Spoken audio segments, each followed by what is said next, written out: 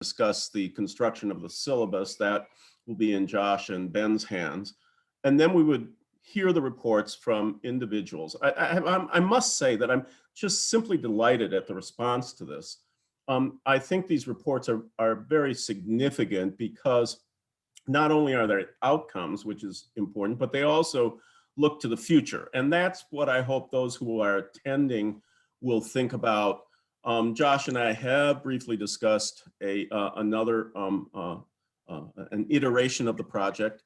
I don't see any reason why those who were already part of it could not be part of a next project if that's of use to you. But I would like you to think about, and hi there, Julie. I would like you to think about the participation, the developments that might go on in your institutions for the future, and developments that we might do as we think about an iteration. That's for later. I actually did not have an order of presentation worked out. I do hope that what you'll do is just raise your hand and we'll just proceed seriatim. Any questions at this point? No. Okay. So a brief and I hope useful review of the origins of the project. As the now retired but former executive director, I did a study on core text. We might think of it as core text authors who had spent time on the trivium in particular and the quadrivium. And I also looked at perhaps we'll say more modern developments of grammar, rhetoric, and logic, and whether more modern authors had, whether these ancient authors and more modern authors had their texts on the trivium had been included in ACTC paper presentations. And I found that basically they weren't. We were claiming to be a liberal arts education, and there was no discussion of overt discussion of formal liberal arts, their uses, developments, the inventions that they resulted in over the years, over the centuries. And so I took this to a panel at the ACTC conference. There was interest and excitement. I think eventually we issued an invitation, and there were several purposes to the invitation and the grant that we wrote. We were supported, I want to make this clear, very generously by the Bradley Foundation, and I have confidence that we would be supported in another iteration. Aside from simply including these texts, one of the purposes was, of course, an exploration of what it meant to be engaged with the liberal arts over centuries. This would be a different kind of exploration, simply, if nothing else, in virtue of the techne, the artistry that was developed by, really, it's just an endless stream of theoretical, practical, and productive authorship. The idea was behind this was to both explore what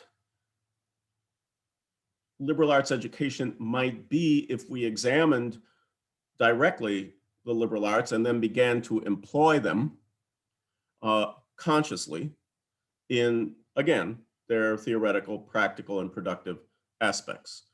I think the response by the team, by the participants that we have seen is exciting, and I'm very excited, just tremendously excited to hear these reports.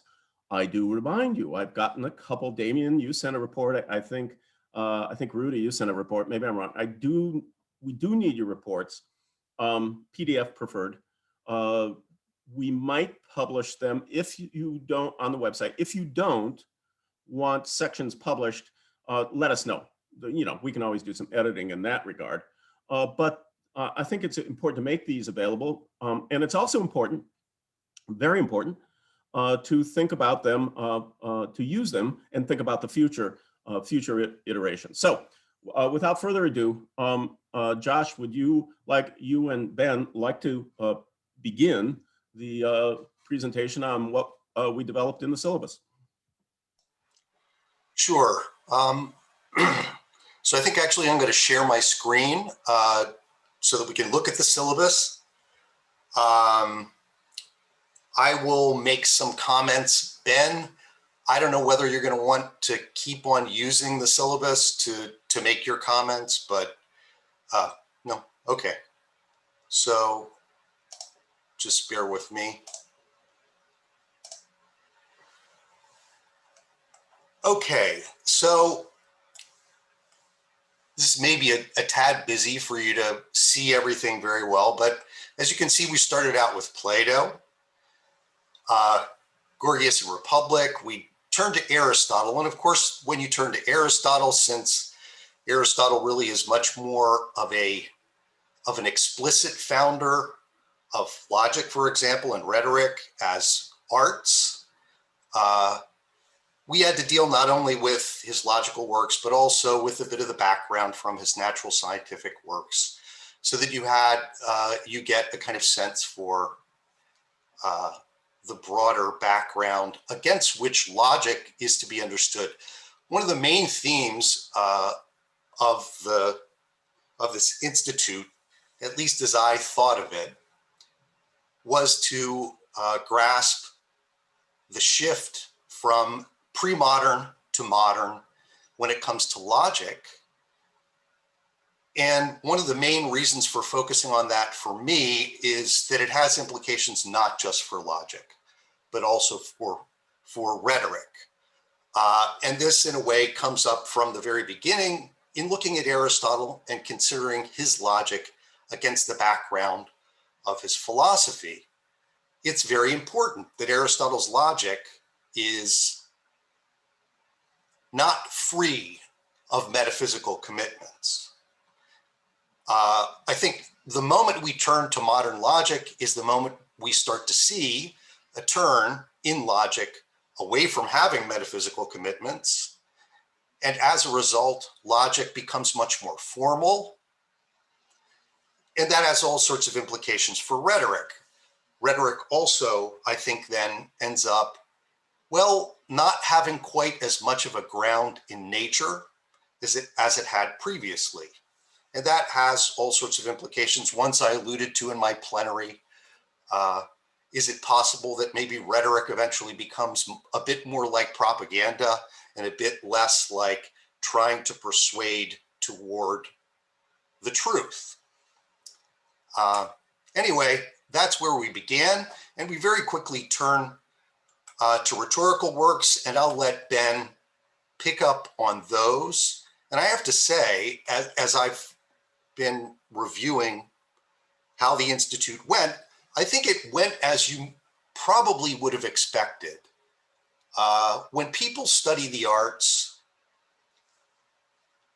I think it's fair to say that in an important way, it's the rhetorical tradition that has won the debate about the arts, by which I mean, when one thinks about grammar, logic, and rhetoric, or grammar, dialectic, and rhetoric, you'll notice the order in which I present them: grammar, logic, and rhetoric. We end with rhetoric, and that is because in a certain way, I think the more winning texts, the ones that probably will be easier to use with students, are surely going to be the rhetorical works. And there's an important way in which I think probably the faculty who attended overall probably had a bit more interest in the rhetorical texts. I think that's kind of inevitable and relatively natural. Well, we had a super quick survey of the history of pre-modern logic here: Aristotle, Porphyry, Boethius, skipping to Kilwardby and Occam. Notice again, I'm leaving aside grammar, and I'll let Ben just say a word or two about grammar and rhetoric, so that I'm just sort of passing over it. An important starring role was given to a medieval Muslim logician, Al-Farabi, a fellow that I work on a lot, but also Terry Clavin, who is one of the participants, was able to give us a very deep introduction to Al-Farabi. One of the most important reasons for studying this author is that I believe he gives a better account of why one might have a different view of the relationship of the arts than the prevalent one in which rhetoric reigned supreme. That is, he gives an account in which there's a kind of range of logical arts, and rhetoric is clearly subordinated to demonstration and dialectic. So I think it's a valuable, a good reason to include him. Then we had Hugh of St. Victor, which Ben covered. And at this point, we're kind of done covering the main pre-modern sources. And from this point on, it gets a little bit fuzzier as to exactly who was covering what, except until we get to the part that I already anticipated for you, which is this turn from pre-modern to modern. The thinkers that figure most prominently here are Bacon and Descartes. It's very difficult for me to understate the importance of the turn to Bacon. Bacon is in very direct dialogue with Aristotle, and in effect repudiates the pre-modern approach both to the arts and the sciences. He is a huge watershed. The most important thing I believe he does is change the relationship between theoretical and productive. Now, given that we're studying the arts, for Aristotle, theory and production were not to be connected. For Bacon, theory and production are most emphatically to be connected. And this has implications well beyond the arts, but they're incredibly important for the arts. This means, or has significant implications for changes in our view of theory, because in very important ways, theory in a way starts to become a little bit more subservient in its relation to production. This may also contribute to the way in which we in the modern world agree with the rhetorical tradition, that rhetoric is really that which reigns supreme. Okay, anyway, I'm taking too long on this, I know that. And starting from this point forward, we pretty much turned to examples. And we also started to look at much more recent forays into the arts and reflections about art. Things like Marshall McLuhan, thinking about what happens when you shift medium, whether that actually affects the character of the art. But overall, I think it's fair to say the main thing we were interested in was getting a look at a lot of very valuable examples, largely rhetorical examples, but also at the very end, we got to a series of reflections about the character of education and what the purpose of education is. And that, of course, gave us an opportunity to reflect further on what the arts are, what they're for, and where they fit into education. I'm just going to close by saying just a few words, since Scott asked us to say something about this, about the discussions and how they went. I mean, I think it's fair to say that the earlier part, because in a way we were laying the groundwork for what came later, that there was quite a bit more discussion as we got more into looking at examples. And I think that discussion probably was more engaging and more,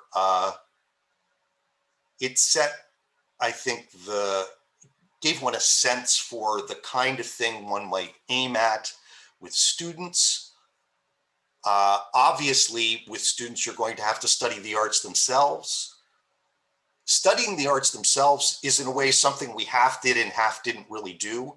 I mentioned this in my plenary. There's a way in which the works that we studied were not manuals in the study of these arts. And to in fact study the arts themselves properly takes quite a bit of time. Given that we were only doing this in 2 weeks, we couldn't really do that much of the how-to. And the how-to that you would want to do with students, you would use a lot of these sources that we studied in the beginning, but we were, to a very great extent, having to race through them to get a sense for the whole. So that's what I have. And I'm going to stop share, at least for now. Ben, I really would be perfectly happy to scroll through if you want me to, but let me know what you want.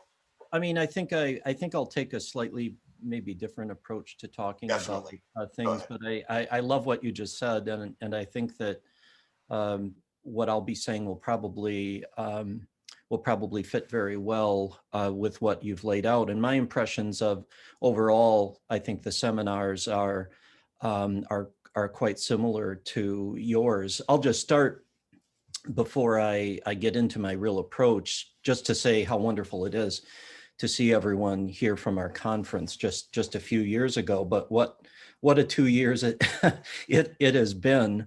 And before I get going, I'd really like to say that all praise for this project, Reinventing and Rejuvenating the Liberal Arts, really goes to Scott Lee. I mean, the world was a very different place when I first met Scott, and his tireless efforts on this project and many years of guidance and friendship that he's given to me personally, but I know to many other involved in ACTC and much beyond that, have without question made my life far more intellectually rich. And the practical experience of running this seminar without Josh's incredible intellect and devotion to this project, I think that it would have been a much less rewarding experience than I could have ever hoped for. And then finally, I'd also like to thank the Institute, the ACTC Institute, and also the Bradley Foundation for their financial support. I know that Bradley and of course the Institute have been supporting such projects for many, many years. And as Scott said in his introduction, I have no doubt that they would continue to support this good work, especially after viewing this recording, but hearing, also from us what a successful summer it's been and what you've all done with that experience in your own classrooms at your home institutions. So I think what I'd like to do is, in good ACTC fashion, I'd like to begin my remarks with some thoughts about a primary text. And I'd like to say some things about the Iliad. I think it's a text that we can all use as a touchstone, since, there are many of those that think about grammar, logic, rhetoric, elements of the liberal arts. And as they say, everything comes from Homer. So the Iliad is a good starting point for, I think, reflecting on what we accomplished in our summer seminar. As we remember, right, there are a number of moments in the epic where the central problem or central problems in the poem are tantalizingly close to resolution. There are moments where the story seems to be about to veer off in a completely different direction and perhaps end prematurely, of course, but with some sort of resolution. Will Achilles kill Agamemnon out of his rage right at the beginning of the poem? Will Menelaus or Paris be declared victor in their one-on-one combat? Will Patroclus succeed in storming Troy single-handedly without any need for Achilles? In all these examples of possible resolution, we see the contrary action of the gods. Athena checks Achilles, Aphrodite rescues Paris, and Apollo casts down Patroclus. Can we read from these examples a broader message about such pathways? do the gods signal that we must look elsewhere for resolution. But in another example from the Iliad, this time from Book 9, I believe we can see the power of the liberal arts explored as another pathway for resolution. For in Book 9, we see an embassy of friends sent to persuade Achilles to return to battle and aid again the Greeks in their fight to regain Helen. In this context, free from the influence of the gods, we're faced with a question. How can Achilles be forced to return to battle? How can you force the strongest among you to do something when their force is greater than that of all men put together? In the case of the embassy, the possibility depends upon the force of persuasion. It turns out, of course, that what brings Achilles back to battle is even more complicated, but I believe relevant. While exploring the relationship between Achilles and Patroclus and why the death of Patroclus spurs Achilles to return would take too much time here, it's relevant, however, considering that the themes of desire, passion, eros, manifested by the figure of Helen, for example, as an ultimate point of desire, motivate the whole Trojan War. What we see in the example of the embassy among the Greeks is a civic unit in the guise of a military unit, one in which friendship or philia would otherwise operate as a social bond. The Greeks still, even in disagreement, are forced together by the rule of the twin kings, Menelaus, the husband of Helen, and Agamemnon, the lord of Mycenae, and also by the oath of Tyndareus, sworn by all the men who were suitors of Helen. Not coincidentally, we see the list of Helen's suitors reflected but militarized in the Iliad's catalog of ships. And although we remember that Achilles was not bound by this oath and even considers departing from Troy, at this moment, all this only underscores the need for another pathway for success, making direct persuasion an all the more important option. One great pleasure in the Reinventing and Rejuvenating the Liberal Arts project is to reflect on how important the phenomenon of persuasion still is, how sorely underrepresented this knowledge remains in any curriculum today, and why a strong general education program is the best hope for solving our own epic problems of today, whether political or social. Having lost my own battle of persuasion this past year at Carthage, I know only too well how fragile the survival of the liberal arts is and how quickly it can be snuffed out in any one place. Thankfully, of course, the liberal arts are much bigger than any one place. While thinkers such as Du Bois rouse us to engage in the ancient tradition of education through the liberal arts, and thinkers such as Machiavelli explore the pleasure of engaging directly with those timeless thinkers by reading their literature, as I understand it, the RRLA project has pushed us to demonstrate how important and relevant in practical terms the trivium and quadrivium remain. In other words, our project makes an argument for the practical importance of the liberal arts within any educational or community context, global or local, while still maintaining the beauty of the primary text and the carving out of time to forge a seminar unit that perhaps reflects the same kind of philia or friendship we see among the ancients, even in the brief example from the Iliad. In choosing texts for the RRLA syllabus and the summer seminars, my focus was on rhetoric and real, if I can use that term, examples rather than literary, such as the examples I just highlighted in the Iliad. In the summer readings, I attempted to chart a course from the Greeks with thinkers such as the historical Gorgias, with his encomium of Helen, something of an antidote to Plato's Gorgias, to the later Roman Cicero's De Inventione, and Seneca the Elder's collection of speech makers and speeches, right? So in the work from Gorgias, for instance, the encomium of Helen, we saw in a proto sort of iteration, rhetorical techniques, right, that perhaps were relevant in considering the origins and the ways in which grammar, logic, and rhetoric all intersect. And then we saw that develop in a more formal way, in a codified way through the arts, right? Practical arts exemplified by Cicero, and then even more rigidly put into practice and reflected on a wider scale throughout at least Roman social hierarchy, when we looked at many different thinkers exemplified in Seneca's collection, right?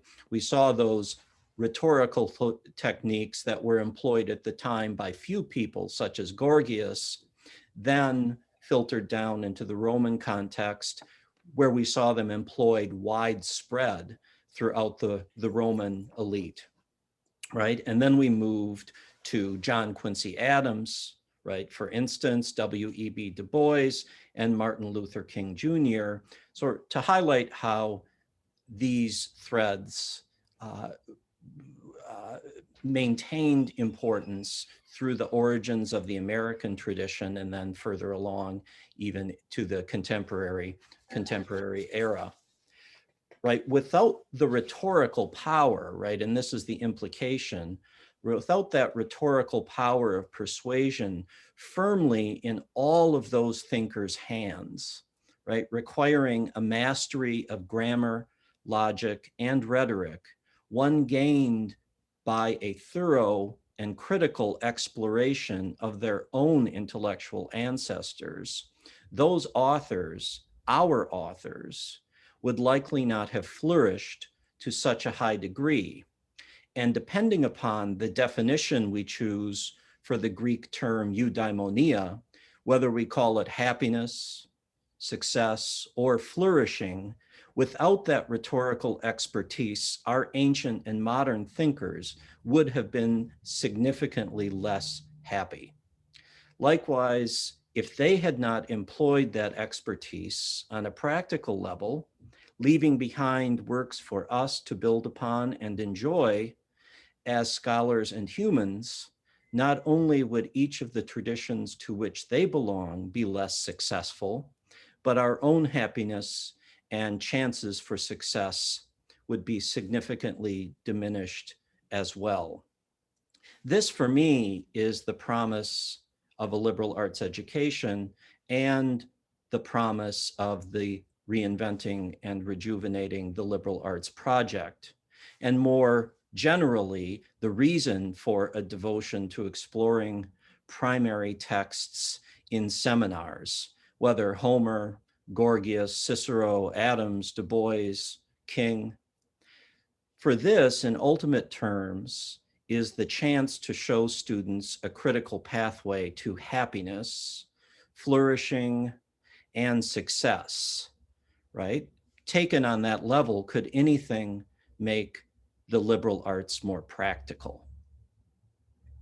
And that really is my starting point and my ending point. Why a project such as RRLA is so important, and why it's so encouraging to see the effects of this program flourishing at your own institutions. Thank you.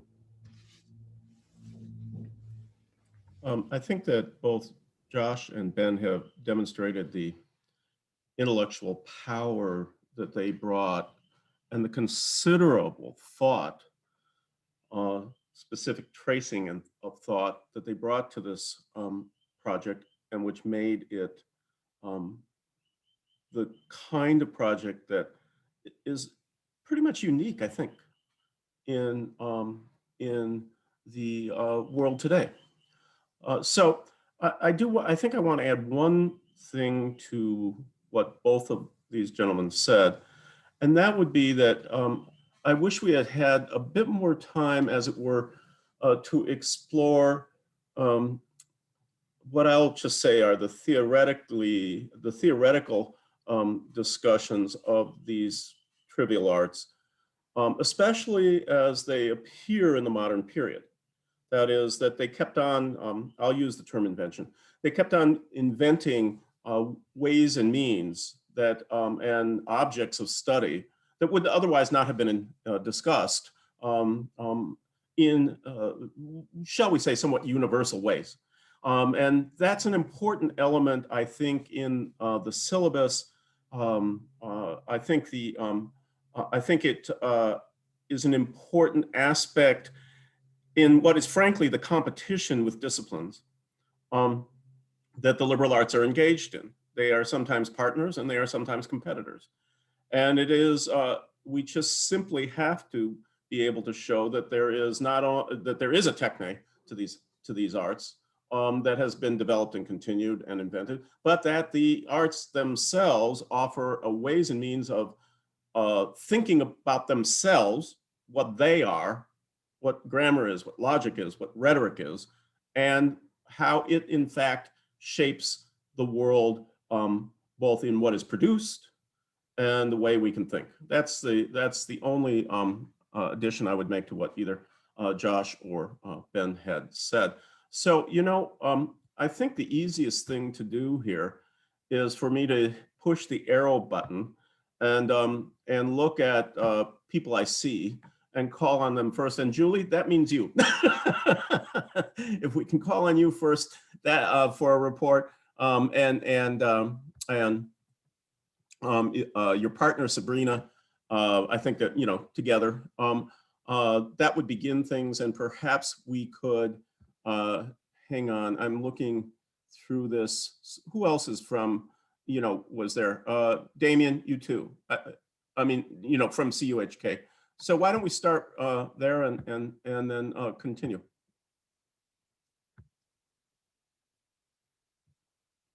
Unmute there, Julie. Right.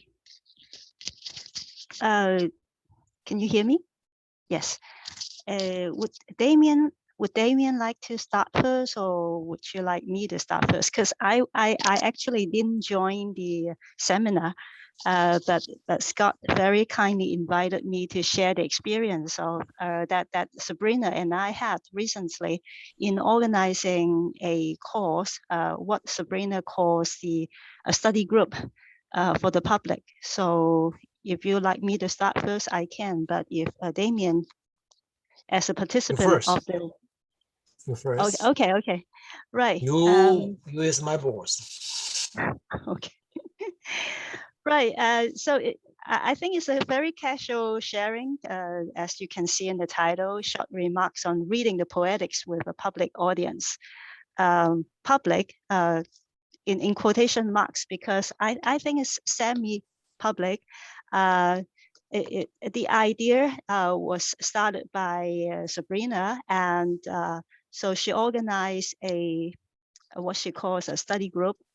Actually, it operates like a course online for which she publicizes on the social media platform and offered online. So in the format of like what we're doing now through Zoom.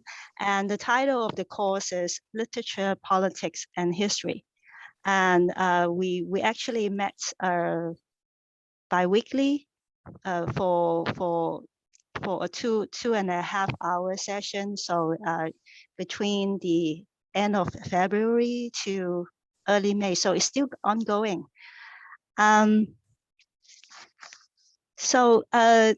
Scott likes me to speak on why I think organizing a course of such nature for the public is a good idea. Well, I think first and foremost, I think liberal education or liberal arts education should not be restricted to the academia. So it's really important we, go outside of the academia and offer the core text or the classics, the good books to the public.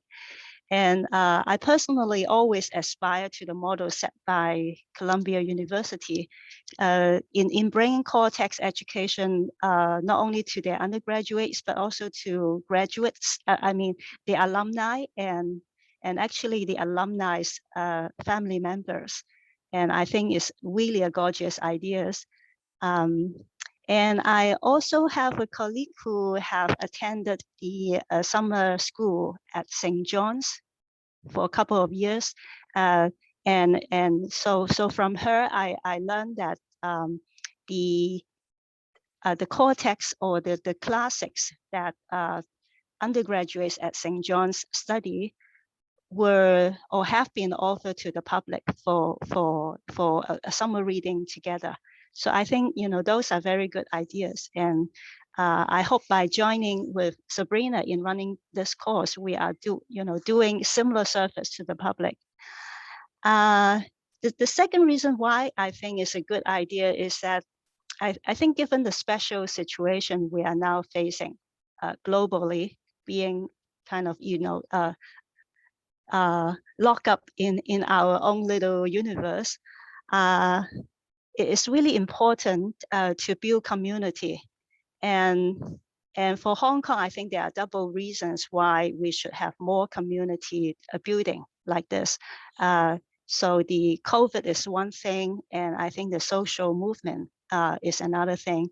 So community building is important, and there is nothing more therapeutic to be than reading and thinking together and having exchanges in our mother tongue. Although the works that we are reading together through this course, they are originally written in Greek, French, and German, probably. Okay, so it's important that while we are reading these classics from elsewhere, it's important we can talk to each other about these ideas in our mother tongue, in Cantonese above all. Okay, and I think for the leaders or the teachers of the study group sessions, it's actually through offering this kind of public course, I think we gain extra freedom by not being bound by the institutional needs or restrictions. And we can offer to lead discussions on texts that we like, but which we cannot teach in our institution. And so we can focus on our favorite topic and text.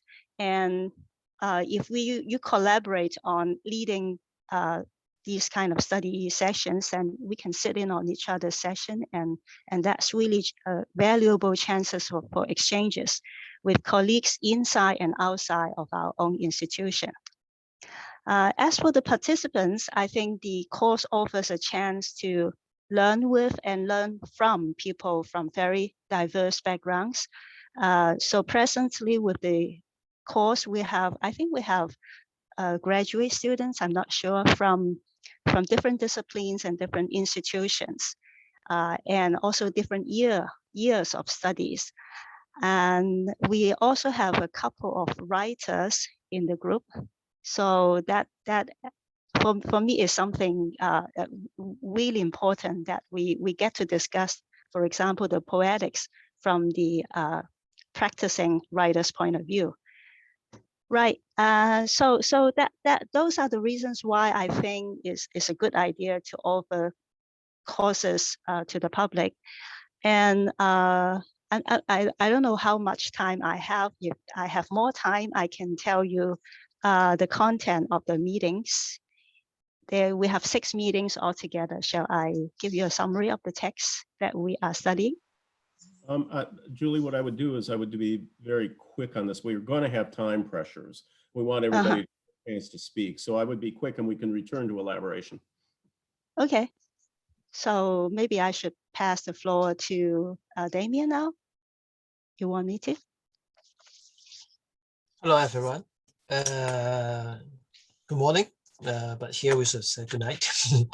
Okay, today I would like to share with you my work in the afterlife of the summer seminar that happened 2 years before.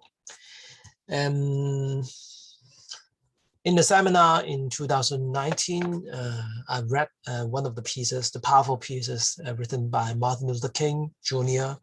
The letter from Birmingham jail, and I was deeply moved by it. So in 2020, as a response to what has been happening since the summer of 2019 in Hong Kong, as you may know, what happened in Hong Kong right now, up to now, I decided heavily reconstruct the overall framework of the course in Dialogue with Humanity that I teach in CUHK for almost a decade, and put these timely pieces at the end of the grouping of political writing, that is Waiting for the Dawn, A Plan for the Prince by Huang Zhongxi in Ming Dynasty, and Social Contract by Rousseau, under the theme of society and conflict. In this paper, I would like to share with you my experience and difficulty in teaching King pieces and how students reflect on the role and limit of nonviolent civil disobedience with King's ideas, especially in the context of recent social unrest in Hong Kong. But first of all, why it is King pieces? Why it is the letter from Birmingham jail? As you may know, the Reinventing seminar was a curriculum development project. We are asked to include text out of trivium tradition into our own courses. As a course of In Dialogue with Humanities has a well-formed curriculum with the theme of what is humanity and what is good life. Its focal concern is radically different from that of the trivium. So for the time being, I think only the book of City of Ladies and Letter from Birmingham Jail that I read in the seminar can be fit into the original curriculum structures of my dialogue courses. It is because the former can bring a gender or even a feminist perspective into the dialogue courses that dominated by male authors so far. And while the latter can provide a non-institutional view on what we can think about politics today. So accordingly, I start to teach Letter from Birmingham Jail in the spring semester of 2020. Up to now, I teach it for about 2 semesters. Almost 300 students read and discussed the text intensively in the courses. It was passionately welcomed by them.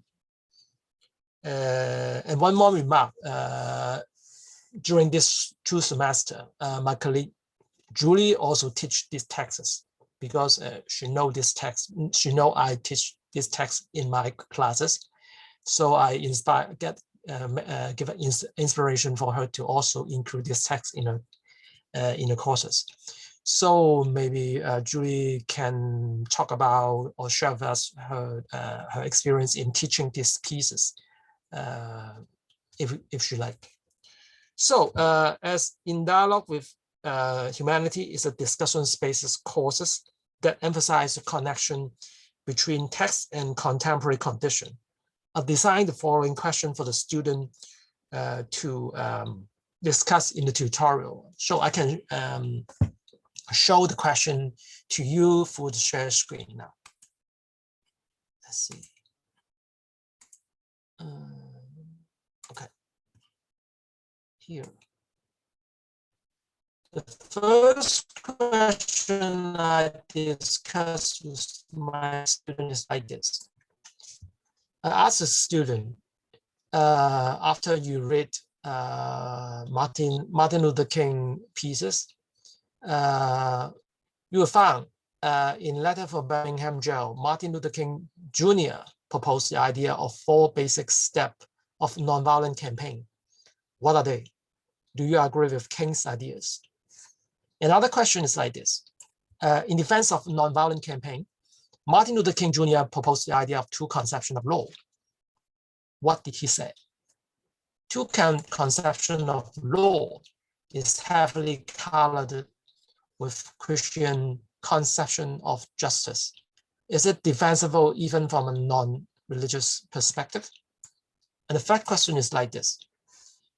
in social contract, who so want that every criminal by attacking social right become a rival and traitors in his country. By violating his law, he stopped being a member of it. He even make war on it. The state's survival is inconsistent with his survival. And one of the two must die. When we put the guilty to death, we are doing this not so much to a citizen as to an enemy. He has broken the society treaty. The investigation and trial show this, and the judgment declares. So he is no longer a member of the state, but he has recognized himself as a member if only by living there. So he must be looked off by exile as a violator of the compact, or by death as a public enemy. So under this light, does the idea or practice of nonviolent civil disobedience simply violate the general view? So I discussed this question with my student in the classes. As the idea of and practice of nonviolent civil disobedience become increasingly popular in Hong Kong civil society since the Occupy Central movement in 2014, it's quite easy for the student to identify the relevancies of King's idea to the current political situation in Hong Kong. The student are especially impressed by King's idea of 4 basic steps of nonviolent campaign and 2 conceptions of law.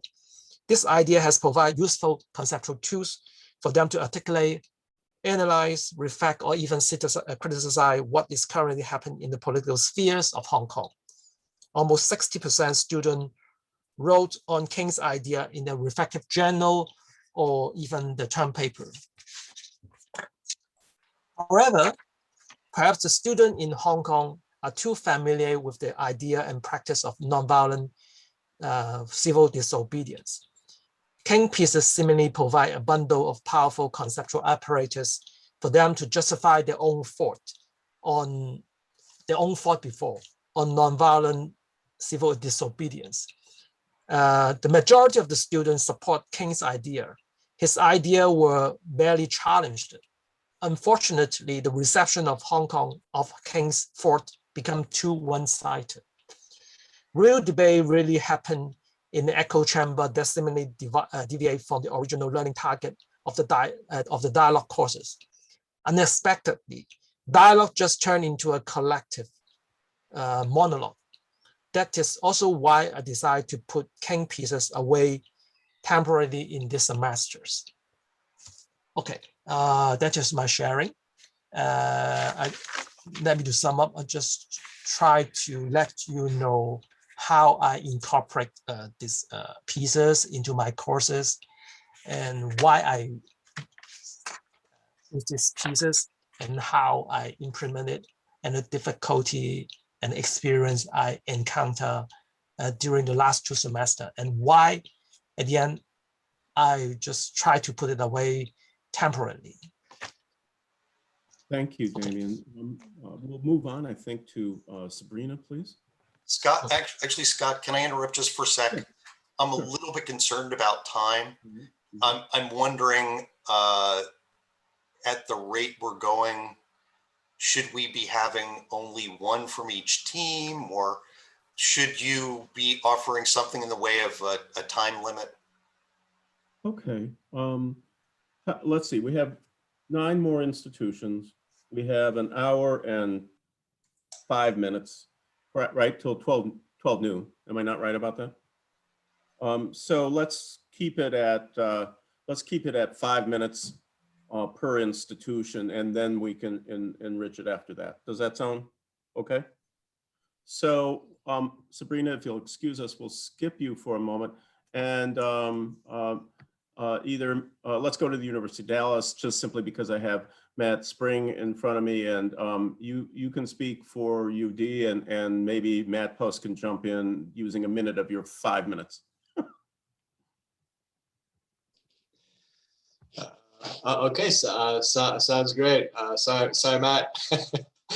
I'll try to keep it brief and maybe can fill in a little bit some of the details and Q&A if we get to it. So what I've taken away, again, thank you to ACTC and the Bailey Foundation and Josh and Scott and Ben for everything you've done. But what I took away from, one of the things I took away from the seminar was a desire to imitate Ben's work. And to kind of expand the outreach of the liberal arts to various communities in the DFW area.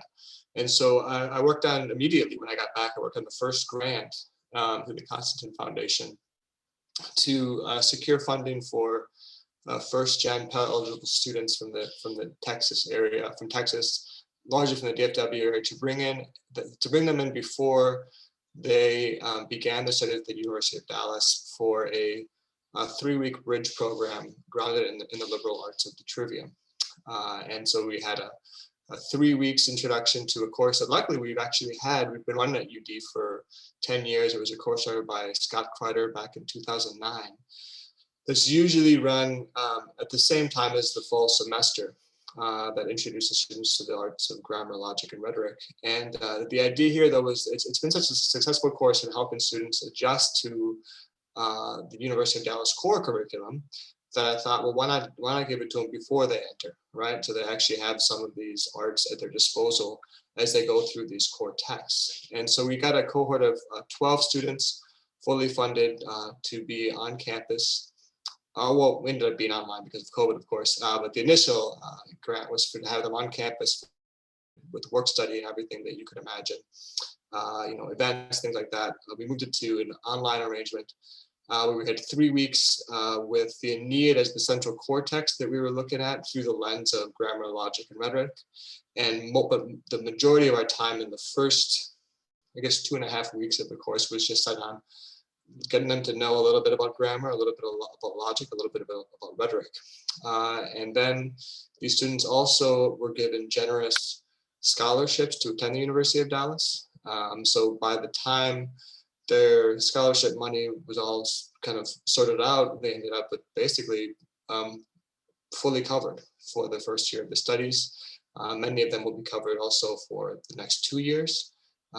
Between their own, federal Pell grants and what we were able to supply as a university, and then what the foundation was able to support for them. We also had sufficient funding to give another 50 scholarships to first-gen Pell eligible students in the spring, and we've just received applications from 80 students, first-gen Pell eligible Texas students, for the coming fall.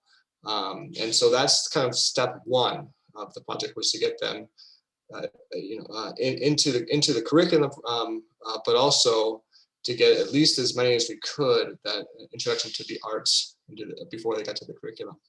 The second part of this is I'm working on right now, and we finally have the curriculum together for a high school program. And this is really an imitation of Ben's work, that we're going to have a parallel program, but for high school students, and with kind of what Josh underscored here, looking primarily at example texts, right? So we have a curriculum in place that I've put together with colleagues from history, philosophy, modern languages, art, education, literature, and some others that I'm forgetting. But we have it in place, and we're doing something similar. We're trying to have a 3-week program that bridges the classical and the modern and the contemporary, and those will be the readings that we have for the actual morning lecture sections, and then the afternoons will be trivia workshops. So I can tell you more about that later, but I'll pass it on to Matt. Okay, Matt Post, you got a minute? All right, thank you. Here, 1 sec. Do this quickly. All right, so really quickly, the program that I was discussing at this seminar that we were going to develop is a graduate program for K through 12 teachers.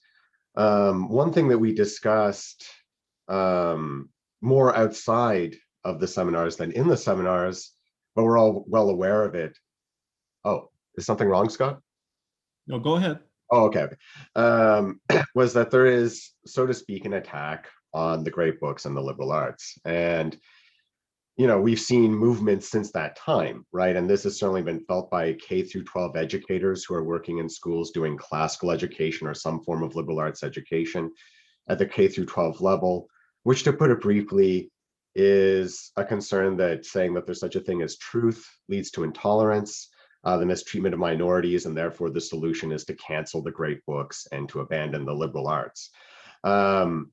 Obviously, our position is that while we fully acknowledge that there are injustices and that those injustices need to be addressed, we actually think the proper response is a more robust return to great books education, to core text education, and to the liberal arts. So in any event, this program is to help prepare these teachers to be more successful in the classroom. And what you see here on the screen right now is, to some extent, the course offerings that I promised we would develop back when we did the seminars. So just walking through very, very quickly what we did and what we didn't do. You'll notice that at the bottom, there are 2 history of liberal arts courses. For brevity, I won't get into why. But one thing I will emphasize is that we dropped one of them. Next, we have this philosophy of education course, which is a core course. And without going into all the details, essentially what Josh's remarks were about, that turned into the centerpiece of that course. And it's extremely important for the reasons that Josh already outlined, that this explained what happened to the liberal arts, why they were abandoned, and understanding that. And you see here under added, I have C.S. Lewis. He talks about what he calls a regenerate science, which means he wants to retain the emphasis of truth in modern science, but also rejuvenate the liberal arts and the older understanding of the liberal arts, rejuvenate the older understanding of metaphysics, a re-enchantment of nature and things of this character, to try and cause some healing and restore some of the good things that we discussed in the seminar. Trivium, really, I'm just no going time. to ask you to close it down. Yeah. No, this is actually literally 10 seconds, Scott. So we added McLuhan, we added our quadrivium course. Fine arts is liberal arts is going to launch next summer, and that's the stuff that Scott discussed. And then for history of liberal arts, this is what I promised, and this is what we developed. I'll wrap it up there. Thanks. Sorry. All of this can be published on our website or exchange. Richard, why don't you pick up, since really in a way the previous discussion has been about, you know, pre-collegiate education. So why don't you take it away? And you've got about, 4 minutes, and I'll call on your colleague, Mark, okay?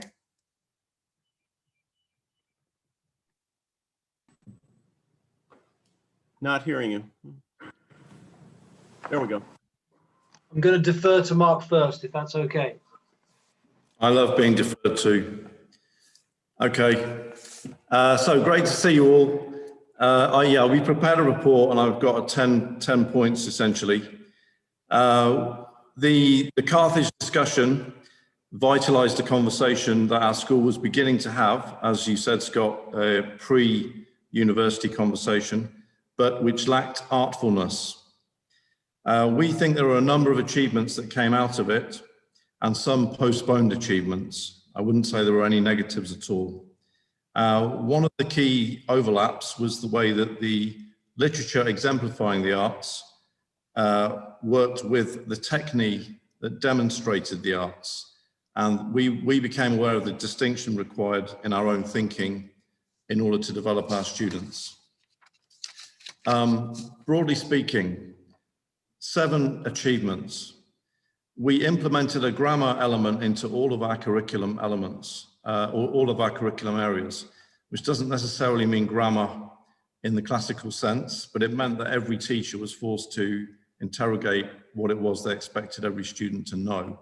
And they were forced into some kind of grammatical understanding of the importance of their subject. And this included every subject, not just English, for example, which is where grammar tends to get parked in the UK. So opening up that was a big success. That was before COVID, but we hope to return to it.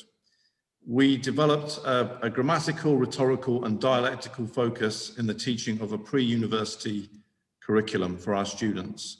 And this varied from actually under COVID conditions, forcing students to tell us what a word meant, a bit like the Emily Dickinson element of the work at Carthage.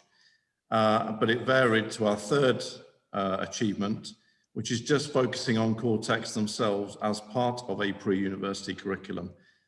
This meant that we did investigate the liberal arts, but we ended up discussing with students what university itself was, which has come up in previous sessions this week. And we realized that with working class students from the demographic that we teach, we were assuming far too much, but we never would have assumed that if we hadn't talked to them about it online. And to be frank with you, forced some of it a bit, which is a bit different to some of the way it's been explained this week in terms of things like trauma pedagogy. So I'm very much with what Matt Post just said. The core texts themselves are the engine we think that can drive students forward. Fourthly, international partnership. He may not remember it, but Matthew Post came to our school before lockdown with Rob Jackson of Great Hearts, and they met staff and shared ideas. This had a great impact on our teaching staff. And again, one of the things that came out of Carthage is this collaborative nature of working on it, and it has a really huge impact. It's not itself an art, but it's the cultural impact, which should never be forgotten, certainly for our school. Fifthly, myself and Richard, rethought the nature of education. A bit, again, like Matthew has just put up on the screen, we really were engaging with Aristotle, Bacon. We decided we didn't know enough about what the idea of the teacher was. So we made about 8 films together during lockdown. The students were not here. We took up Richard's previous experience making films, and we made a series of them in a kind of dialogue between us, which again, we then worked into telling other staff what we were trying to do and just generating the interest in what it meant to be a teacher, including the liberal arts element within that. Richard himself was promoted during this period, which fits the kind of institutional development that we wanted. So he's the head of our sixth form now officially, and that is where we are trying to develop the culture for these students. So much as I was very sorry to hear some of the remarks of what Ben said, as he said, in a way, the moments that you arrive and the moments get taken away. But one of the great ones was that we got Richard, partly because of Carthage, I think, to really lead our sixth form students in terms of with a liberal arts perspective. And remember, we're a science school, but we try to actually broaden the elements, the liberal arts element on top of Mark, that. maybe another minute, and then yeah, that's fine. The Carthage seminar syllabus itself, which Josh went through at the start, I believe itself is a work of art. And I think it's one of the most thorough and concise reading bibliographies on the arts available. I cannot stress enough the importance of that syllabus at giving us a reference point to take forward. So I really want to applaud the creation of that. We finally tried to do a residential reading weekend for our staff on Aristotle. It was postponed because of COVID, but we're going to return to it. Overall, I would say that the Carthage seminar, as well as giving us the technique elements, gave us tremendous intellectual confidence. And I think that is the key for our institution. And I mean intellectual confidence in the power of the teacher, not necessarily the students themselves. I think they need good, confident teaching, maybe as much as sort of understanding in these moments. They are really hungry for knowledge. That's what we found. And Carthage helped us attack that. Thanks. Thank you. Thank you. Richard, quickly. Yeah, very quickly. Just really picking up on those points. Thanks, Mark. 2 things we have to really think about for the future that come out of this is that in my sixth form, and I'm just literally watching my students drift out of the building because they come in for extra revision over their Easter holiday. We have a science bias. I teach English and Mark teaches history and philosophy. And so that means that 75% of our students probably don't take any kind of course where they might be exposed to a classical text. And so one of the things that myself and Mark have been working with in getting students to aspire to go to the great universities is how to engage these students right outside of their comfort zones. So they can talk to the institutions like Oxbridge, for example. One of our groups is called the Oxbridge Group because we're having these wider discussions. And it's right at the beginning stage of development, but I can't reiterate more that it's a direct inspiration from the course 2 years ago. So thanks for that. And then the other thing that logically comes from that is how we engage with staff to develop what we call over here CPD. You may have the same term, continual professional development, because we want the staff to benefit from the kind of discussions that we're having with students, but we want to talk about it in terms of their confidence in terms of teaching. So there's a lot to do, and we are only 3 years old as a sixth form as an institution, and 8 years old as a school. So it does mean there's quite a lot of flexibility for me and Mark to experiment. But yeah, we've made some steps. Well, you've been very formative, no doubt. It's a wonderful opportunity. Aitor, how about you next?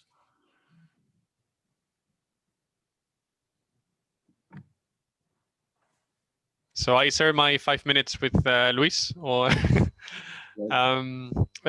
okay. So yeah, I was one of those who, yeah, as we don't have much time to to explain too much, I'm going to share a bit of an experience. I was one of those who fell into the traps of like rhetoric as the kind of like the area which I could develop a bit more at my university. As you may know, like here in Pamplona, like we run through the Core Curriculum Institute. So we have 2 years, like the first 2 years is anthropology and ethics. And then there's a third and fourth year, which we call cultural keys. So that's where I come in. I have a classics background, and that's where I decided to develop a bit more of a rhetoric course. However, I found several difficulties. I could see that some faculties and my university itself was really interested in enhancing the writing and rhetorical skills, or like the speaking skills of our students. But then when you start kind of like going into this sort of mirage for the need of more humanities subjects, then you mostly realize that sometimes they just want to learn how to speak better. Or like they just want to have oratory skills, but not really get into the art. And that proved a bit difficult. When I joined the core curriculum, like these cultural keys, speaking with the head of the institute, he told me like, well, the good news, we have pretty much like the numbers have been doubling, like in the core curriculum. Like, so we have a lot of science, like the science division. They like, we need more humanities courses. I was like, okay, Aitor, can you give one of those? But then I was like, well, yes, I can, but it's going to be problematic to develop a full course on rhetoric to science students, just on rhetoric, because we want to offer them more of a humanities or like a classics course. So I first had to sort of like, let's say, okay, I accept. So we're going to, yeah, there are texts that are more kind of like easy to treat, like, you know, the apology, like Socrates' apology, Socrates' defense, but then to go through more rhetorical texts like Brutus or the Inventione by Cicero, like this kind of like hard treaty text, that was not going to sail very well. Well, quite unexpectedly, social science, like the science said like, okay, well, there's going to be an available spot in the social science division. So that includes economics, like psychology, all these kind of like different faculties in which probably like speaking and like selling a product, it has more to do with the kind of course. And what I'm going to share with you like pretty quickly is the result of the course that I mostly, first I developed and I've been teaching for this semester. Actually, today we just finished with Cicero de Catilinaris. So this is a course over 10 weeks essentially discussing some of the text that we saw. But you have to remember that, especially for our core curriculum, it has to do, of course, with humanities, but also it needs to have some sort of perhaps values or virtues, like this kind of, like, it has to be deeper than just selling the art, so to speak, or like how to speak better. So what I did, well, we can share these, and if you have any comments or any suggestions, I would be extremely grateful after the conference. But essentially, it was just showing. That's why I did not call it in Spanish. I did not call it Ars Rhetorica. I decided with Jose Maria to call it the power of words, el poder de la palabra in Spanish. So instead of going for Ars Rhetorica, my students know it as rhetorica, which it's fine, but we still have just have a kind of like a catchy title. It's called The Power of Words, Great Readings of the Classical World, or something like that. Probably like the second one was the hardest for me to create, because I had to take from Quintilian, from Aristotle, from Tacitus, like all the different texts just to create a new treatise. Because the problem with rhetorics that I found, and I know that was also when I was in Canosa, I have a problem to find the perfect treatise, because either they go with all the figures or historical things that my students, they don't care about, like they don't even know who Caesar is. So I just decided to create my own treatise based on the rhetoric, and then I just put some John Quincy Adams just to, you know, how relevant you can become a president of the United States if you study classics, something like that. And then, as you can see here, like this. Aitor, one more minute at the most, and then we've got to turn it over. Essentially after this, this is a selection of mostly selections. So Thucydides, of course, I couldn't have the whole thing. Plato, just the questionable aspects of rhetorics. Then the Plato, but as you can see, I always try to find some questions beyond the art. That was one of the key things for me to do with this course, and also with the mission of our university and so on. So Plato, just going through the text, of course, but then just having a question like, can a democracy wrongfully kill someone innocent? You know, just going through this kind of like deeper questions beyond the idea of liberal arts and so on. So then I included Isocrates, which I think it's important, but we can discuss about later. And then an extended essay, Cicero Brutus, the Proarchia, which the Proarchia is perfect because it does pretty much everything. It's both a judicial speech, it defends liberal arts, and it also talks about citizenship versus nationality. So it has, for me, it's one of those perfect texts. And then the Catilinaries, that was the one that I have later. This is the assessment. And this is an example of the first essay. And essentially, it asks the students with a quote. In this one is in Spanish already. So it says, what is the most hostile race to the majority, rather than the bad orators and the demagogues? And they had to write about it. So that's more or less what I developed, and I finished. Thank you. Thank you very much. Louis, you're next.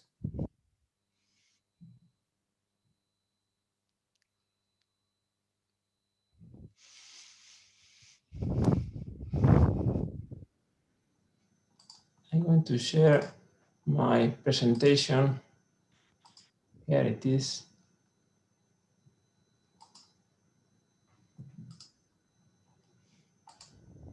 Can you see the slides? I hope so. In this talk, I would like to share my experience of using mission of the university by Jose Ortega Gasset in my classes on ethics for undergraduate science students, young people between 19 to 20 years old, studying medicine, biology, or chemistry, among other careers. The subject of ethics is part of the Great Books program in the University of Navarra. You can see in this slide all the faculty members that are active in our project, which include also an optional track called Intercollege Itinerary, and it is my subject on ethics. For the sake of the brevity, I'm going to eliminate all the methodology part. So this course, we have been studying 9 books, for which I used to debate about the problem of hyper-specialism. These books are Plato's Apology, The Revolts of the Masses, Mission of the University, and the last one, Brave New World. As you remember, Mission of the University was one of the books presented and discussed at the seminar at Carthage College in July 2019. Okay. Once No more than a minute, Louis. I'm sorry. No more than a minute. Okay, it's enough. Once the framework with the Revolt of the Mars and Plato's Apology has been established, students are prepared, I think, to deal with Ortega's mission of the university. Among many excerpts we read during class time this following quote, what you see in the slides. The reading of this text bring about two reactions in my students. On the one hand, they are surprised that in almost a century, things have hardly changed in the academy. No? Ortega said twice, what does this higher instruction consist, which is offered in the university to the vast legion of youth? It consists of two things. First, the teaching of the learned professions, and second, scientific research and the preparation of future investigators. However, students learn very soon that for Ortega said the mission of the university is far from these two objectives. For him, the main target should be to elaborate the big picture of knowledge. This can be achieved thanks to the interaction of all fields of science and humanities that make up the university institution. University must offer society, here I'm using again the Ortega set words, a system of life ideas which represent the superior level of the age. However, Louis, got to ask you to quickly state in one sentence what you want to say. Students are not agree with such a statement. Yes, their mere criticism has to do with the priority system. They are not in total disagreement, but do not believe that this goal is above the other two. Most students value interdisciplinary dialogue, but only after the university has fulfilled its role of training professionals and conducting research in other. In other words, interdisciplinary training will be a luxury that not all students can afford. So that is my challenge. How can we get students to question this very pragmatic view of university? I think that's me. My present to you, I think that the most fertile way to open students' mind to the author's proposal is to start from the bottom up. What does it mean to be a good professional? Ortega said question whether they can exist without interdisciplinary training, and more importantly, whether without such training, professionals could be happy. So I use the text of this slide to open such discussion in class time. For Ortega said his political ideas and action experts. Political ideas and action will be innate. Here, affairs of the heart, beginning with the Louis, 20 seconds. Okay. His affairs of the heart, beginning with the type of woman he will prefer, will be crude and ridiculous. He will bring to his family life an atmosphere of unreality and rawness. What you can read in the slide. So. I guess that for my students, how to say it, students may think of the progress of science and society as too abstract and distant goal, something that maybe has nothing to do with them. However, discussion around personal happiness and human flourishing always arouse interest and debate. And this is Louis, thank you. Thank you. Maybe in the discussion we can get back to this. Terry, you're next. Please stop share screen. Can we? Yeah, there we go. So I don't have too much to report, actually. Our college is in the same position as Ben's was in a couple of years ago, and we canceled a lot of our humanities programs. So we're working here to keep humanities alive, and I will be reinventing a couple of courses in order to address some of this practicality. But on the whole, we're in the midst of a real deep struggle to make sure that core texts of some kind, humanities generally, are continued in the program. So I will defer to others here and use the time elsewhere. But thanks for the chance. It's good to see all of you. All right, Terry, thank you. Maybe we can get back. Rudy, how about you?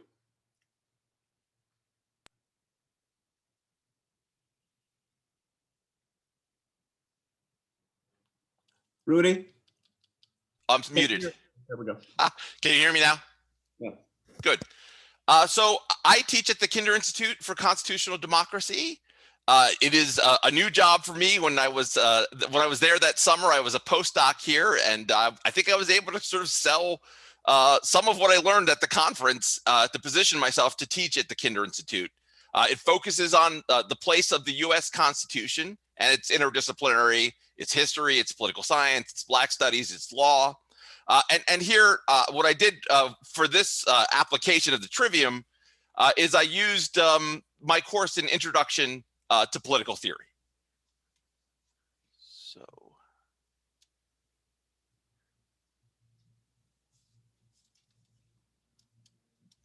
there we go. Had some trouble advancing the slide, sorry. It was a traditional sort of introduction to political theory. We covered ancients, medievals, and modern political thought. And what you see up on the screen now is the original course as I taught it. The ancient section, I made the most changes to the ancient medieval section, implementing the liberal arts text that we read, right?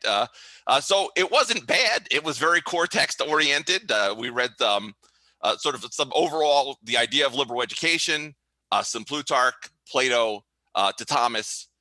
It was effective. It was a fine enough class as it was, I think. So here are some of the changes I think I made because of the seminar. We still talked briefly about liberal education at the start. I did incorporate right away the proarchia, the defense of the liberal arts, and the Du Bois, of the meaning of progress. That text, I think, really resonates with students. I think students are deeply interested in, well, if they could do it outside in rural Tennessee, poor Black rural Tennessee, if they could for a minute engage in liberal education, maybe we can too. Then I spent at least a day in the course on the Trivium, a day on logic, a day on rhetoric, and a day on grammar, always trying to sort of tie, I think Ben talked about this, these are the arts of persuasion. They have real world application. So the ethics, Orwell's Politics in the English Language. We did spend 2 days on the Gorgias. And then we looked at the Lincoln-Douglas debates, which I think is sort of an interesting, if you think about rhetoric and you think about logic and look at the Lincoln-Douglas debates, it actually matches up very nicely. And then there's this great case that I used to teach about grammar. The case turns on simply a missing comma. And it cost a company millions of dollars because they were missing a comma. So those were the changes that I sort of implemented in my Intro to Political Theory course. What were sort of some results? Oh, I'm sorry, actually I had a little bit more. We then sort of just talked about liberal education, the practical versus the liberal arts. Are the liberal arts for everyone? So we read Booker T. Washington, we read The Talented Tenth of Du Bois, and this Zena Hitz essay that was pretty good. Okay, so some results, because I know we're up against it time-wise. I think the class was generally well received. And because I always tied it to rhetoric and always talked about writing, I think you always have to teach writing when you teach any class, right? I think students' writing did improve. They were more tuned into rhetoric and logic by simply talking about it. I got big classes this time. When I was trying to implement it, I had about 50 students. That meant, especially too with logic text, that meant I learned a lot. I hope they did too, right? That was me presenting and lecturing, and the material was difficult for a class of 50 students. It may not have been what I would have wanted to do, but you can't always do what you want, right? This Rolling Stones say, roughly. Then I'm a little sad because to do this, I took out Plato's Life of Lycurgus. Well, what would Dr. de Alvarez say? If they don't know about the Spartan regime, and I took out Plato's Republic. They did get the Gorgias, so I feel like, well, that's fine, but maybe the Republic is the book for political scientists. So there's some guilt. I want to put more Plutarch back. That's a future goal, because we talk about rhetoric so much, that Life of Demosthenes and Cicero pairing, but every time you put something in, you have to take something out. And the other thing is, we talk about Hobbes and we do a kind of modern turn thing. I think it's a very nice fit to talk about Descartes and Bacon. Hobbes was actually Bacon's secretary for a time. it would be a very nice fit to talk about the turn in logic and then parallel it to modern political theory. So that's sort of as best I can do my 5 minutes of what I did. I just wanted to say I loved the seminar. Even this, it makes me miss my old friend Nayland Renesenge. The Cortex is sort of a homecoming every time. Okay, thank you for that. Thank you for that, Rudy. Am I missing anybody? Have I got every institution at this point? Yes. Okay. So now we're at 11:28, and we go for another 32 minutes. I'd like to give Sabrina a chance to get in there because she she sort of both initiated and then initiated some of the work at CUHK and then transferred to a new institution. That will be interesting, and also, of course, we'll work with Julie on the public course, which is I think where all of us need to go in the humanities in order to regain the support of the public. So can we hear from you for a little bit, Sabrina? Thank you, Scott. But I'm very sorry to say that I haven't prepared anything to say because actually, maybe you can pass to Julie or Damien to explain more because I really haven't prepared anything to say, anything to add. And I think that Julie has explained very clearly the idea of the public course. I'm very sorry. Maybe you can invite Julie to explain more about this issue. Julie, a couple words. Maybe I'll just introduce very quickly you to the wonderful syllabus that Sabrina put together for the course. It's altogether 6 meetings, each one led by a different speaker from literary studies and philosophy. So the first section was led by me, and it was on Aristotle's Poetics. Second session was led by Sabrina. It was on Hugo, Beaux-Arts, and Flaubert on how fiction may respond to history. Either, for Hugo, it meant the novelist can name the unnameable. For Beaux-Arts, he aspires to act as a social historian in fiction writing, and for Flaubert, he would like to effect social criticism through literature. So that was the second session. The third session was on the Marxist theory of art, how Marx and the Marxist, subsequent Marxists perceive the function of art and literature in critiquing and transforming human society. The fourth section was about Jean-Paul Sartre on the littérature engagée. I hope I pronounce it correctly. What is literature? Actually, it's the book. What is the literature? Littérature engagée. Yeah. Okay. How and why literature should serve to promote freedom in society, and it was done with some kind of comparison with Chairman Mao Zedong's view on art and literature.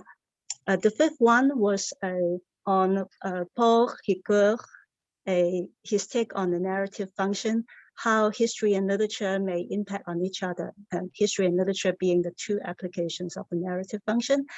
And the final section, which I'm really looking forward to, will be on Hongxie's distribution of Jacques Hongxier. Yeah. How Hongxier understands the relation between literature and politics, specifically how he transformed Aristotle's view in the Poetics to construct his own theory about literature and modernity. So those are the 6 sessions. I hope you feel the same excitement as I'm doing now. I think it's really a very good syllabus. Wow.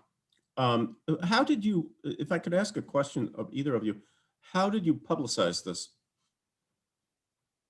Maybe Sabrina can say a few words about this on the several social media platforms. The social media and also the public institutions that encourages the public courses. Like my friends organize some public courses not academia institution. And then they help me to publicize this kind of course, and of course my with my social media too. And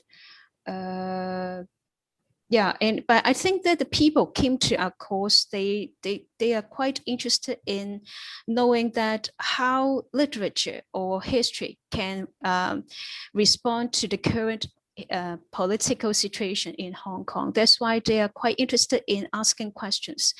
And I think that is one of the biggest reasons that they came to our course.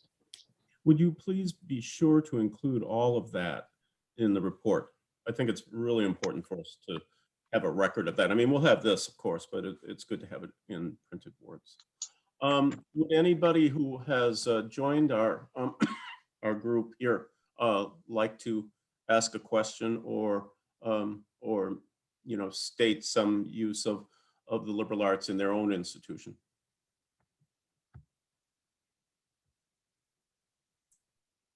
I have a question for Julie, because my colleague Julie also teach King's pieces in her classes. You might also share with us your experience in teaching letter from Birmingham Jail. I think I share your view that, or your experience that all these ideas in the very short letter resonate so well with students' concern and actually students' stand. To such an extent that it's difficult to conduct a debate, or students normally just one-sidedly agree with what King said. But on the other hand, I think from the emotional perspective, I think it does do them a good service, because they were able to theorize a little bit, although King's letter was not really a piece of political treatise, but at least students could theorize a little bit about this nonviolent approach that they have heard so much about, and which also got criticized a lot in 2019. So I guess they were able to form an emotional bond with King. And presently, I mean, even a year ago, we already have young people being arrested. And so I guess it meant a lot to them that they were able to read some big name that they have heard so much about, who were actually writing from prison. So I guess it fit them surface in another way, not in the regular sense where you have a core text. It presents you, I mean, it opens up the possibility of arguing for and arguing against ideas in the text. But I think King's letter maybe is quite a special core text. At least I think, you can identify with it, and it gives you some comfort. Yeah. Again, I think we ought to speak to the courage of all of you out there, the courage and the thoughtfulness in taking the liberal arts and taking a particular text into the situation, which is unquestionably fraught. It's just amazing. Thank you, all of you. Paige, you have a question. Paige. It was exactly on the subject of letter from Birmingham Jail. I was very interested in what Julie just said, of course, but also Damien's decision to temporarily withdraw it from his course. And goodness knows, there's no way I can sufficiently identify with your situation in Hong Kong. I just can't. And I respect, whatever decisions you all are making on the ground in a difficult situation. But there's just something about the idea of not doing the text that I reacted to and wanted to find out some more. And Julie has said some more, and that's helpful. Damien, could you tell me a little bit more? Again, I'm not saying you did the wrong thing.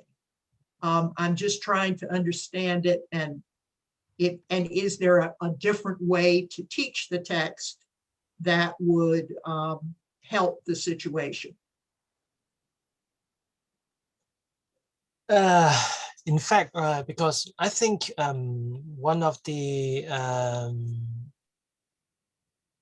target learning, one of the learning target for my courses is to provoke debate or dialogue between different students or different perspective or different texts.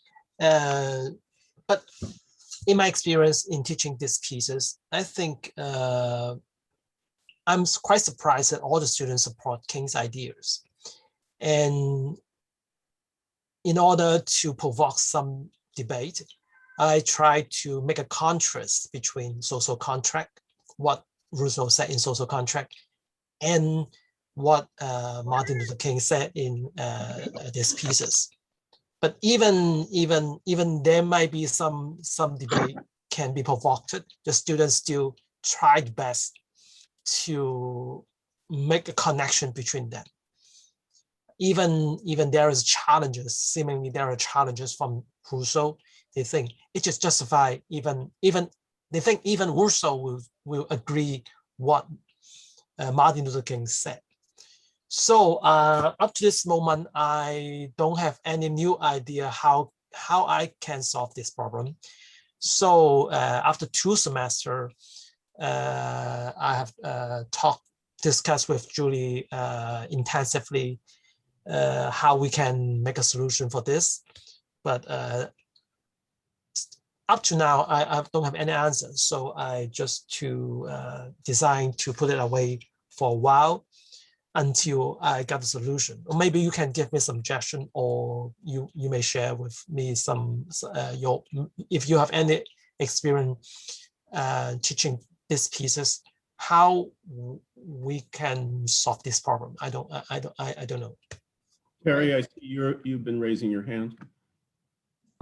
Yes, I'll add a few things now if we have some time. So in all of my courses, I follow Al-Farabi's account of what he calls the 5 rational arts, or he will even call them logical arts, but I'll keep to the word rational. And those 5 are rhetoric, dialectic, demonstration, poetry, and sophistry. And Al-Farabi, I think, is giving us one of the finest accounts of both Platonic and Aristotelian philosophy in the in the 10th century, and he formulates it in terms. He formulates both of those, the contributions of those writers, in terms of these 5 liberal arts, or these 5 rational arts. In some ways, it isn't as important which one one teaches first, but an exposure to all of them and how they fit together. They have different ends and purposes, and probably the 2 contenders for the highest notion of liberal arts or rational arts are dialectic and demonstration. And so in the various subjects I teach, I try to show how the students can use these different arts, these different rational arts, and they will need to use these different rational arts in order to do their work. So whether it's a course on Islam, or a course in biblical studies, or a course on something related to modern politics, they need to begin to use these different arts. And one of the arguments I'm making in my institution is that these arts are the foundation of education across the college and are important for all of the disciplines. And so in the context where I'm needing to defend the importance of what I would call the humanities or the core texts, the case that I'm making to my colleagues in various ways in papers, in papers given to the president and the dean, I'm trying to make this argument that the 5 rational arts are the reason for all of the arts and the sciences, and they need to work together and not in opposition to one another. We do get this split, as many of you have described, between, you know, what is considered sort of the real sciences, the natural sciences, and then the you know, softer topics, and there's some lip service paid to these, you know, softer topics in the humanities. But I'm trying to integrate the arguments in the conversation by showing the importance of these 5 rational arts to the entire curriculum. And I've had some degrees of success and other times not. But as you know, there's a tremendous fragmentation in most of our institutions, and people work as specialists, except when they run into these problems that the engineers can't write very well, or someone in exercise science is struggling to organize their ideas in a paper.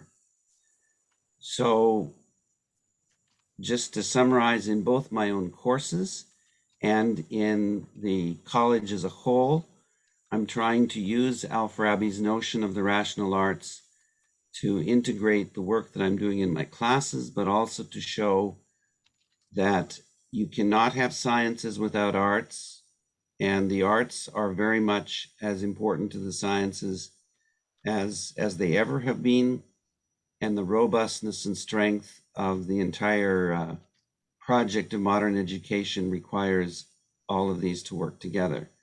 I am working more consistently to put some of this into writing and show how these 5 rational arts are so important. And basically they would be equivalent to something like a methods or logic course.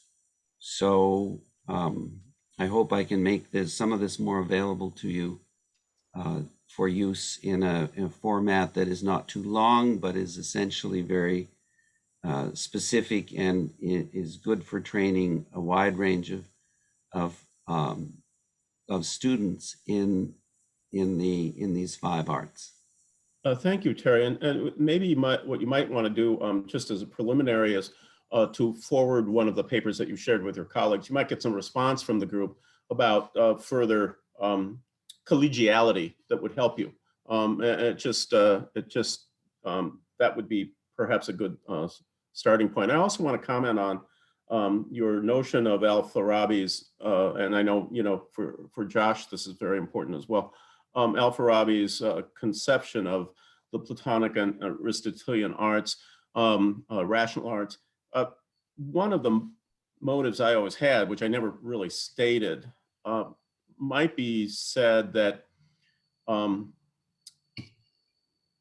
you can find philosophy in philosophers' statements about the liberal arts, and find philosophy, if you wish, in the conception which you just articulated, which is that basically you can't have sciences without arts, and you can't have arts without sciences. And that the inquiry, if it goes in that direction, all right, then it begins to open up the discussion about what an education is and how it can in fact be liberal and arted. So that was always kind of a hidden agenda that I had to expand the notion of philosophy. Mm-hmm. And I think you're hinting at that. We have 13 minutes.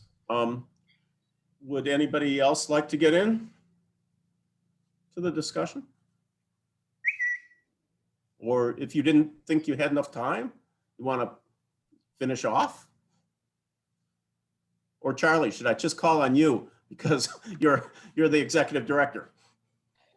No, you certainly shouldn't do. I mean, I can say something I was thinking about, but no, not because not because of my august office. You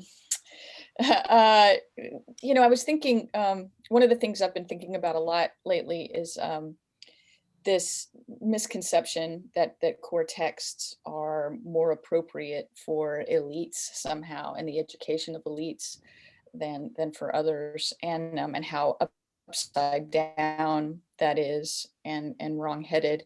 And I was thinking about this in Luis's presentation, and kind of reading his slides as fast as I could to get through them. But this idea that that his students think that the kinds of things he wants to talk about are luxuries that they don't have time to attend to. And it just takes us back into this same thing that so many of us run into all the time, is that for people who have experienced this kind of education, its power and importance is completely uncontroversial. And for people who haven't, it tends to be entirely mysterious. And finding ways to bring new people into the conversation, we're constantly trying to and I think it entails, I mean, I'm thinking about all these people who've done workshops. It really does entail not just telling people about the power of the liberal arts or core education, but somehow getting them to experience some little bit of it in order to make that conversation possible. And insofar as I'm seeing, you know, projects like this all over the world, really, it's exciting, because I really don't think it's the sort of thing that people without context can hear or understand.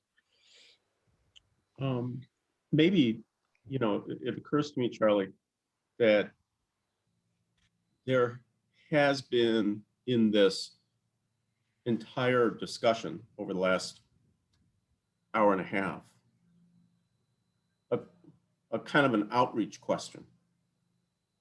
It's, you know, work in the secondary schools, going to the university, work pre-summer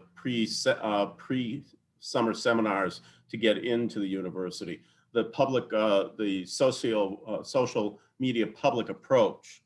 And I have to say that I think the humanities has neglected that for a long time. The consequence is the public doesn't know much about us. And to the degree that these arts are both worthy of study in themselves, but actually are oriented in many ways to the public, this represents a way, an approach, not the only one by any means, but a way and approach or pathways to begin to show how powerful our education is. So it's just I think it's something that we could all encourage as we think about a next iteration. I want to say one thing and ask Josh and Ben maybe to close this out. Charlie had written, I'd be happy to post any documents that are sent to me on the documents page of Socio. I'm sure that would be included also in the reports, but posting was requested by Stephen Barnes, who is in attendance. So please do that sharing so that we can begin to immediately expose our documents to some sort of public, including the public of ACTC members who have not attended this session or who have not come to the seminar to begin with. Sorry to interrupt, but Stephen Barnes mentioned to me that there's a broken link. And so if you go there right now, you might find a problem, but I'll work on that soon. Okay. Josh and Ben, would you like to conclude? Okay, sure. So I was just having the general thought that following on the point that you just made about presentation, I think one of the things that I found most striking about some of the presentations here was the way in which the way one pitches such things to one's own university is so incredibly highly variable. it's an interesting thing that actually, in a way, with ACTC, I think this is a bit of a challenge.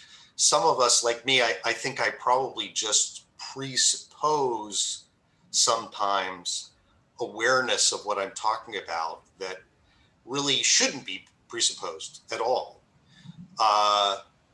which is a little bit surprising given our audience. But I think that's made all just much more intense for those of you who are in colleges, universities, high schools. Very often one simply has to adjust the way in which one is making the case for these things. It just seems so incredibly striking how much sort of Matt Spring, how he's doing it in one way, how Mark Taylor is doing it in yet and Richard are doing it in yet another. Rudy's doing it in his own way in his own institution. It's just very striking how very variable our approaches to getting buy-in has to be. I know Scott knows this better than any of us. I just wanted to just really emphasize it very strongly and draw everyone's attention to it and just get us all to start thinking about how we might be as flexible and supple as we can possibly be in doing that. I'm sort of saying this out loud because I need to do this even more than others. So go ahead, Ben. One thing, may I just comment? That actually goes, I think of Aristotle kind of naturally on this, but this actually goes to the very definition of rhetoric in Aristotle, which is the variable or possible means of persuasion. A lawyer isn't successful because they automatically win the case. A lawyer is successful because what they've done is they've used all the variable means of persuasion to make the case they can, which is the practical situation in which we're in and from which we can learn. Ben.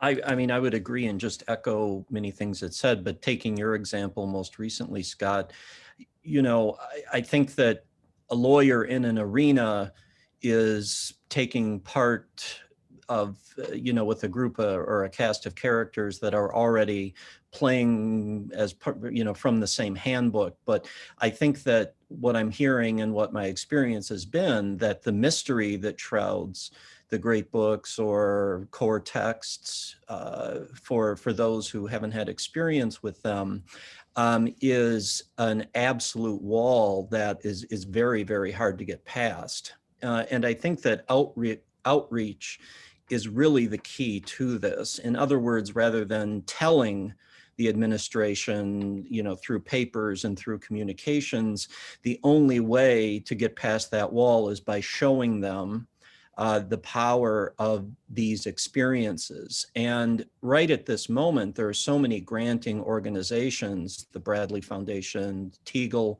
that are willing to put money behind outreach programs. I mean, we can just look at, you know, the wonderful work that Matt's doing now, that it's a moment that where the liberal arts is really threatened, but I think it's also a moment of progress in the sense that we can use it to rebuild through such outreach programs that will eventually lead to those in colleges and universities with a much clearer understanding of what we've shown them, right, through what we've shown them. So that's what I would say. I think just echoing future, the outreach is future. Outreach is the key to the future, I think. A quick point, note how we're getting to the end of the syllabus in this very discussion. That's where it tends to go. And I think it's, if you think about it, just what will education be is the underlying question here. If we could get to Aitor, I understand we have about 4 minutes, Aitor. I understand you had one or two things you'd like to add. Well, a bit connected with this point was about the difficulty that I found this year, like with sometimes the kind of text that we were reading in Kenosha, like the idea of the treatise of an art. Like it was easier for me, like Socrates' Apology, like this sort of like my students, they just complain how long the texts are sometimes.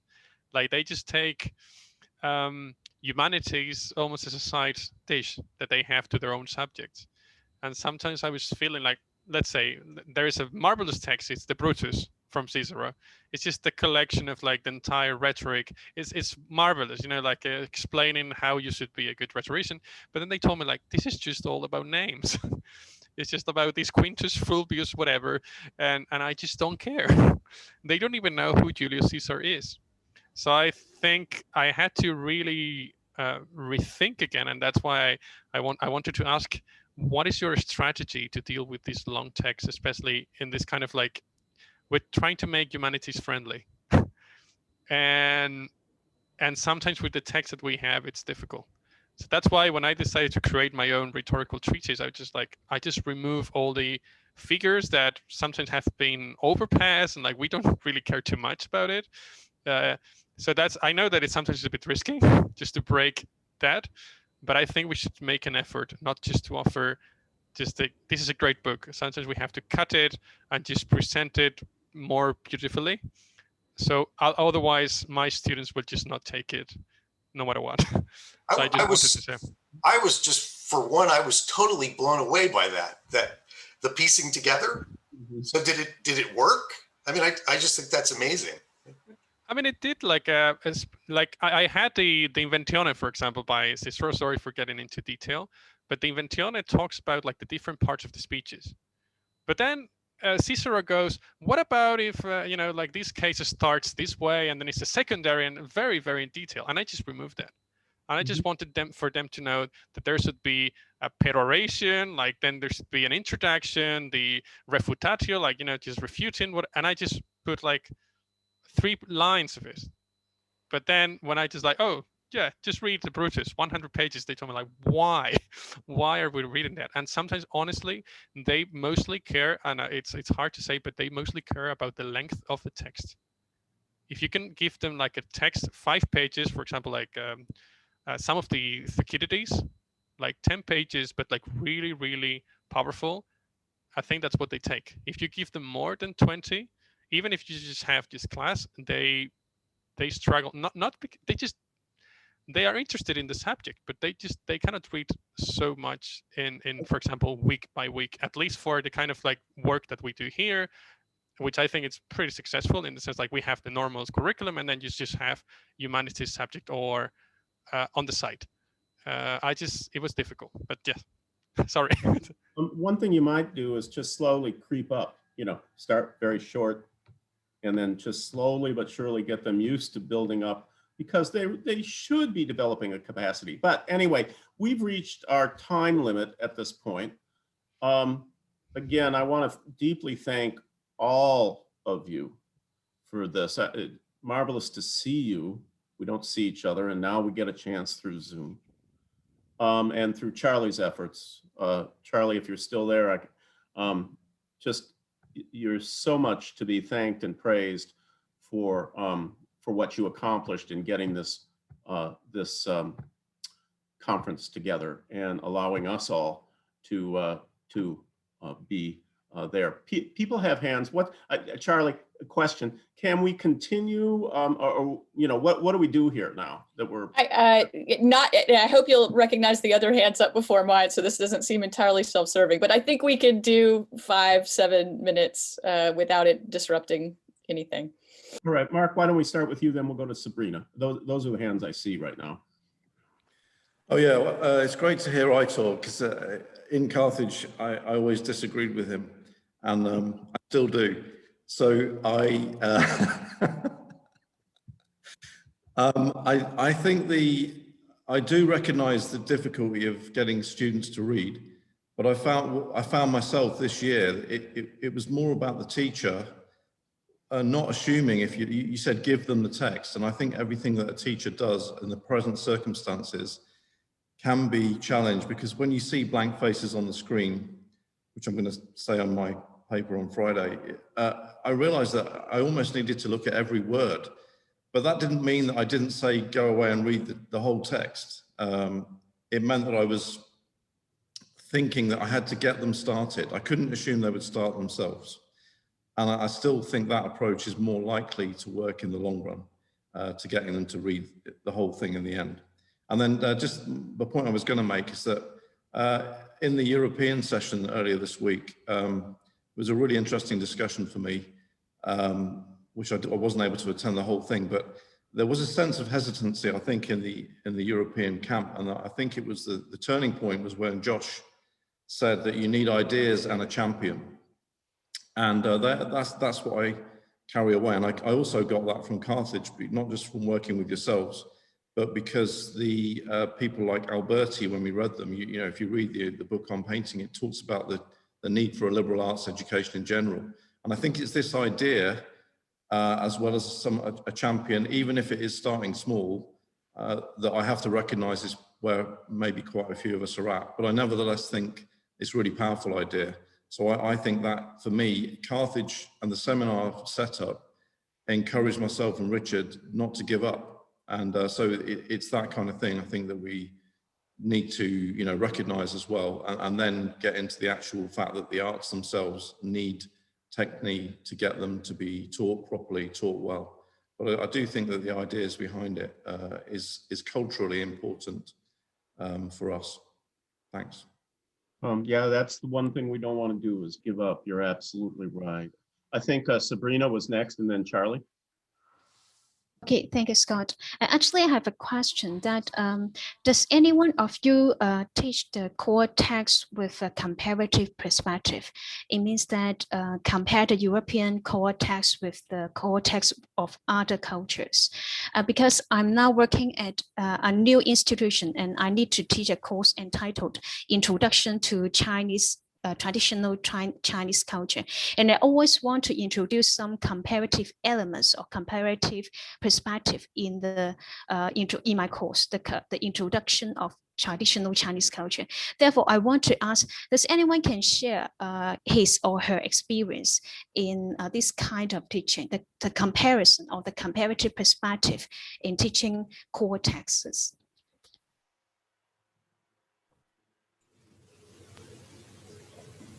Sabrina, there are a lot of folks that do that. So why don't, if you send me an email, we can do a little networking, and people can take more than 1 minute to tell you what they're doing. And I just wanted to take 30 seconds, other than thanking you all for this and for saying that this conversation has confirmed my suspicion.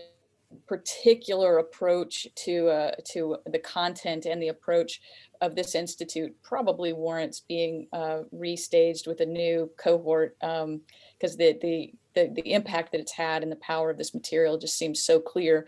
But I actually put my hand up very quickly to recommend to all of you, but in particular in response to Aitor's question, to check out the recording when it goes up of the Scheimer College panel, and to reach out to Stuart Patterson, just in the briefest possible terms.